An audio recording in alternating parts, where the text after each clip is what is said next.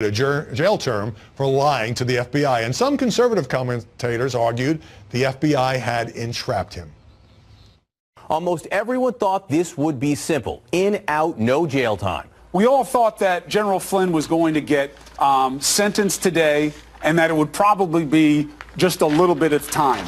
But oh no, something very different happened. Which invites the question, why is a guy who told the truth being charged with the crime of lying? Judge Sullivan can throw out this guilty plea if he concludes the FBI intentionally interfered with their target, Flynn's constitutional right to counsel. If you watched Fox for the last 72 hours, there was this expectation that this judge was going to make a martyr out of Flynn. Well, not all of Fox, but federal judge Emmett Sullivan said he was disgusted by Flynn's comment, telling him, arguably, you sold your country out. He made clear that Flynn was likely to get some jail time, but allowed him a postponement so he could further cooperate with prosecutors. And Molly, whether you agree or disagree with what the judge did, the media left, right, and center were just, as we saw, shocked and amazed that Mike Flynn didn't have a quickie hearing with no jail time. Right. I do want to point out that Judge Sullivan did immediately walk back those comments. He said he sort of said he was trying to make a hypothetical argument, yes, and he apologized for that, and I think that's important to mention. This is a very complicated case, and I think what Mike Flynn's lawyers were trying to do was point out that he'd been pressured into accepting a plea deal for something that he probably didn't do to avoid all of his other legal problems. The judge in this case has a long reputation of being someone who says, if you plead to something, you better have done it. And so he gave them every opportunity to pull back on their plea. They didn't do it. He was really testing the boundaries of that plea agreement, and I think a lot of people didn't understand what was happening. But yeah, so now we don't have sentencing for another 90 days. You know, Philippe, even some liberals in the media sounded sympathetic to Flynn. Career military man, he cooperated early, he doesn't deserve jail time, and I think that may have clouded their view of what was going on. I think, I have to be honest, I was nervous about Sullivan's ruling. I've had a little bit of experience with him because he was the judge, one of the judges in Hillary Clinton's email matter, and was very tough on her. And when he asked to see the FBI notes, it seemed like, uh-oh, he's buying into this notion.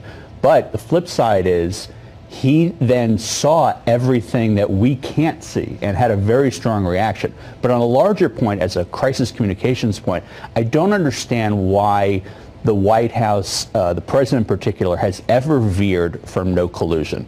It is the most effective thing he ever says. Why that umbrella ever expands to Manafort, to Flynn, to any of these guys, it was setting themselves up for disappointment. In part because this Mueller probe has not found any collusion. But just say, look, but it's going on to all these other places. I don't know what these people are doing. I know what I didn't do. Let me get serious. Don't say he wasn't here that much. Or okay, so was this a bit of media groupthink? Because everyone in our world, our bubble, said, yeah, you know, prosecution agrees, defense agrees, you won't get jail time, you cooperated.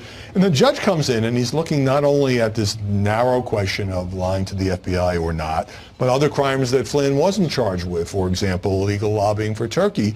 And he's a senior White House official, and he says, hey, he sees a much darker picture in a way it was portrayed by the press. Yeah, absolutely. I think the press was dumbfounded to see something that we probably should have been better prepared to see. I mean, look, at the end of the day, as you mentioned, the judge has insight into some of these things that we don't have insight into. And by the way, we've seen surprising judge rulings for months now coming out of this administration. So we should be prepared always to have some sort of surprise ruling. I think when you hear things like what we just heard with Chris Cuomo, that this is going to be a damning ruling based off of what the judge said today, that's going overboard as well. We still don't know what he knows, and so we just have to be prepared to acknowledge anything. And also because of this judge, we now got to see some of these 302s that Congress has been trying and failing to see. These and so we did get some transparency. And it does pose some pretty difficult questions about what the FBI was doing. If anything, they went overboard to say, are you sure that's what it was? Wanting to give him a hand. Well, look, there was a Wall Street Journal editorial titled The Flynn Entrapment, and that many conservative commentators on Fox and elsewhere made the case that Flynn either didn't lie or the FBI had set a perjury trap. When Flynn's lawyers made that argument, it backfired. Well, It did, but the underlying facts are true. We had a criminal leak, an illegal criminal leak of a phone call that Mike Flynn had with an ambassador from Russia that never had any wrongdoing in it. That was leaked to the Washington Post. No one's even been investigated for that, much less prosecuted. The day before the FBI went to interview him, and why were they interviewing him? They leaked to the Washington Post that he was in no legal jeopardy. They suggested that he was in no legal jeopardy. They encouraged him not to have attorneys there. These are all types of behavior that are inappropriate. James Comey himself admitted he got away with it. This is not what you want to hear from your top law enforcement agency. Not, I think it's diminishing. I mean, Molly is good at what she does, but this is diminishing what Flynn actually did. Flynn is someone who, as soon as the inauguration, was standing on the podium making deals on his text message. He should not have That's not what he's charged with, though. That's what's kind of interesting. He is charged with lying. You know what? It's bad to lie to the FBI. You should never lie to any public service message. If you're looking at home, don't lie to the FBI. It's not a good For instance, when Hillary Clinton said she didn't know how classified systems worked, and yet the FBI decided not to prosecute that's not that. a lie. All right, you two can take this outside because I want to talk to Sarah.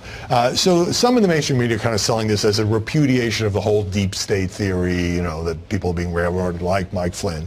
But it is a case of somebody who did, after all, lie to the FBI, pleaded to lying to the FBI. And this notion of, well, he didn't know. I mean, he's a former head of the Defense Intelligence Agency. He knows something. Three-star military general. Yeah. Highest national security post next to the president. Right. You know not to lie to the FBI. In fact, those reports that he was, kind of happy and his demeanor seemed so honest, it means that, quite frankly, to me, Flynn did something wrong in lying to the FBI. He might not have even realized at the time what he was doing, but it doesn't undermine what Sullivan was saying that it's wrong. Molly had more words, but she can take it up on Twitter. Good evening and welcome to Tucker Carlson Tonight. We begin this show with some shocking news. Lying has been detected here in Washington. Mendacity, deceit, duplicitousness, saying things that aren't true. The hair on my arms is going up just telling you about this. But it happened, and we can prove it. Now, to be clear, news anchors didn't do it. News anchors don't lie. They're good people. Neither do professional cable news commentators, the one making millions on the side as lobbyists for foreign governments or big multinational corporations. Commentators always tell the truth. And that's why they and their scrupulously honest news anchor friends are so utterly disgusted tonight, horrified really, by what retired General Michael Flynn has done. Watch their stunned reactions. Michael Flynn lied to the FBI. Flynn lied again and again and again to FBI agents. Just lied. Lies, lies, and more lies. Hold on for just a minute about who's significant and who's not. Flynn lied. The tone should be when you speak to a prosecutor, you speak to the truth. Everybody lied. Michael Flynn was betraying his country. Michael Flynn was betraying his office. He lied, says Don Lemon and his news anchor's friend. Lied, lied, lied. He's a very bad man, a lying kind of man, the worst kind. He could never work in television. For his crime of lying, Michael Flynn, the liar, may soon be locked away in a cell. That would keep the rest of us safe from his perfidious lies. That day can't come fast enough, say the news anchors. Cuff him. America longs to breathe free once more. Michael Flynn will be 60 years old next week. The Washington Post calculates he faces 5 years in prison. And let that be a warning to all of us. That's what happens to people who lie in Washington.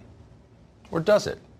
From a golf course somewhere in Dubai, you can almost hear Bill Clinton chuckling softly. Lied under oath, still making 300 grand a speech.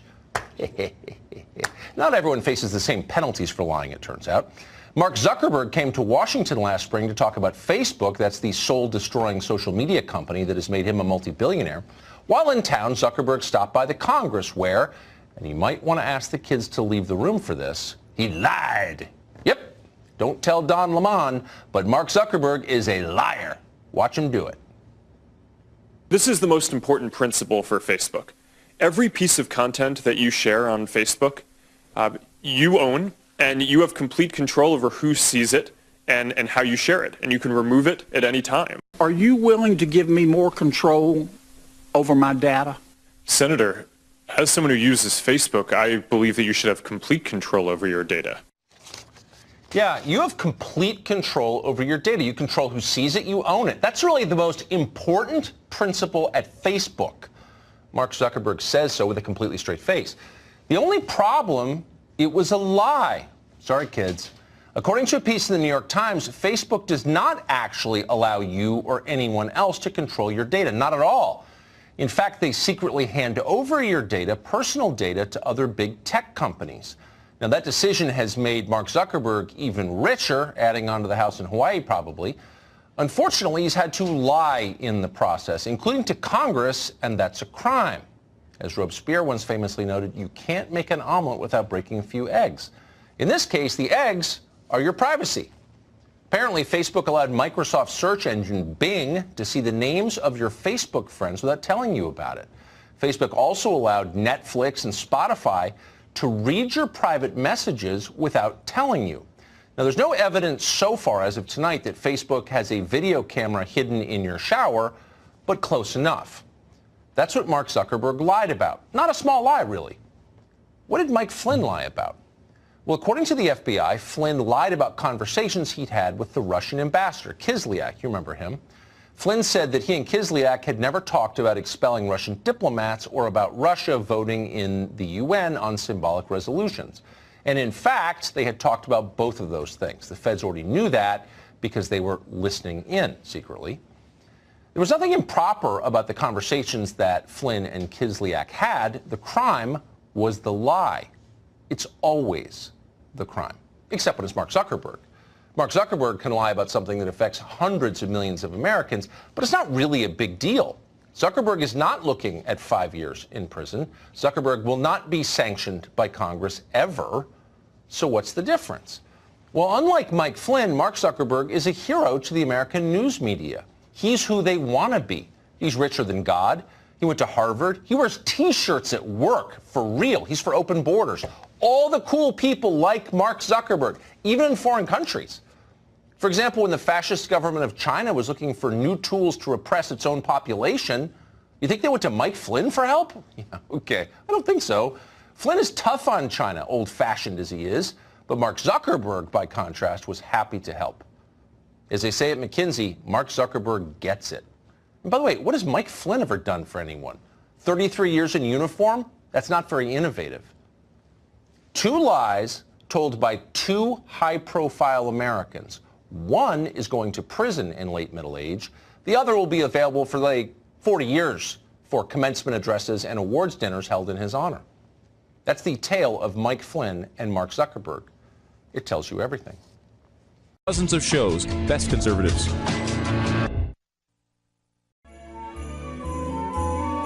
Welcome to the Glenn Beck program. I'm Glenn Beck, along with Stu, my executive producer, and Pat is joining us from Pat Gray Unleashed, which is a podcast, and also on the Blaze Radio Network. You can hear it every day prior to this program.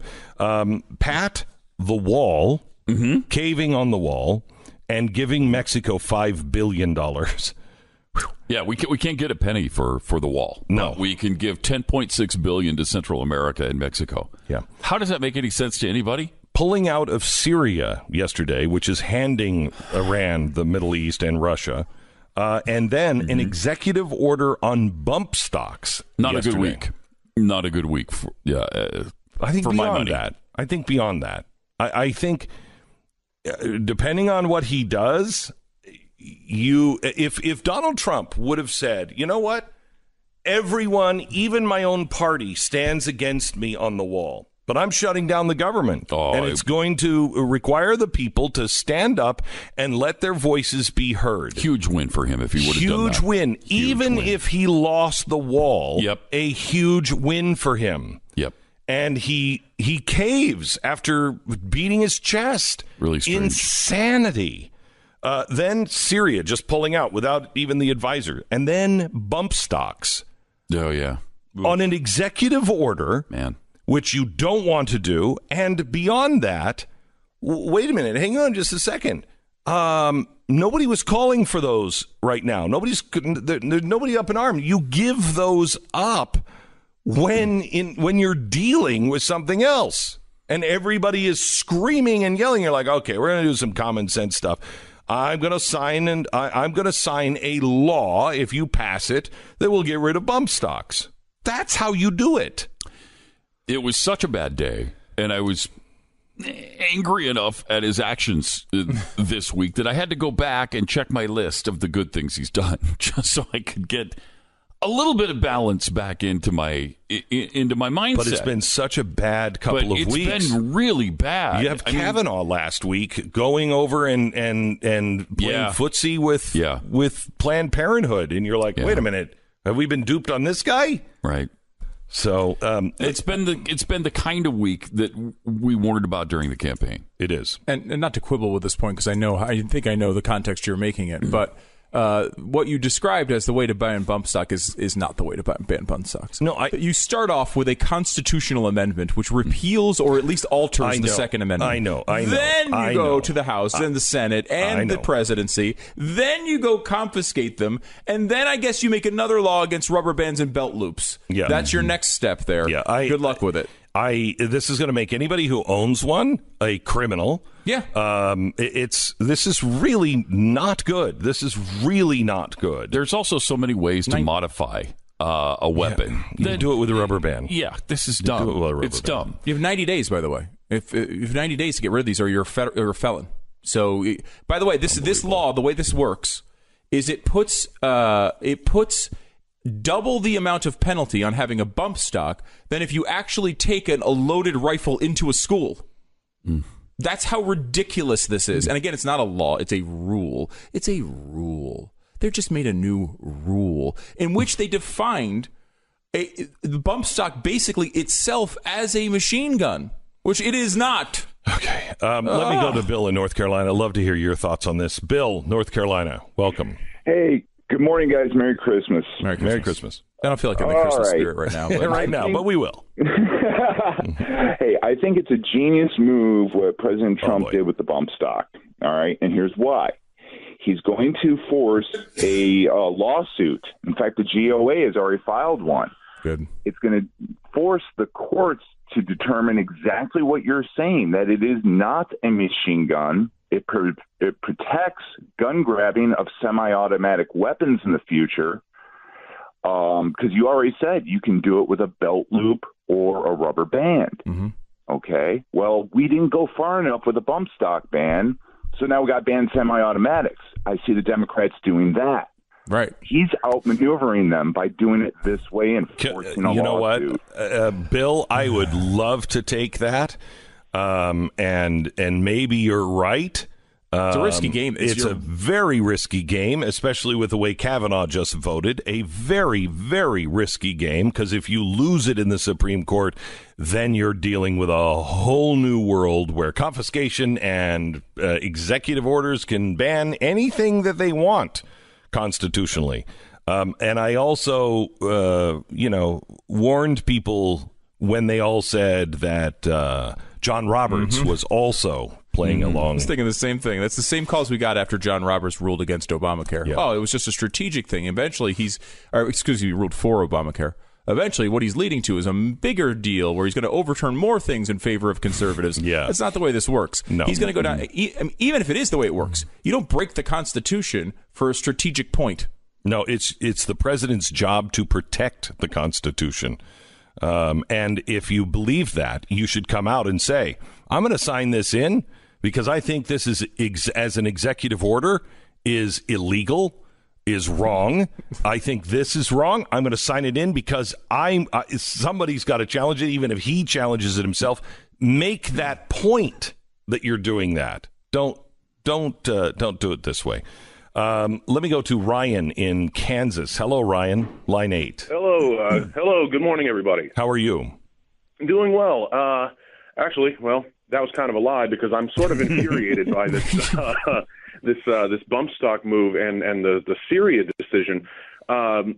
Syria and weak foreign policy was exactly the sort of thing I criticized Obama for, and this bump stock thing would have been my nightmare if Obama had done it. But what upsets me even more than that is the number of people I've interacted with who are absolutely the Make America Great Again people who won't criticize Trump on this.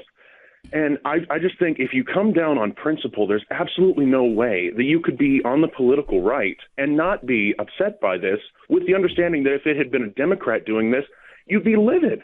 I wonder if there's anything Donald Trump could do that would get these people to criticize him at this point. If not this, then I don't know what. Look, we have to be people that criticize when somebody does something wrong and praises when they do something right and call balls and strikes. I've tried to do that.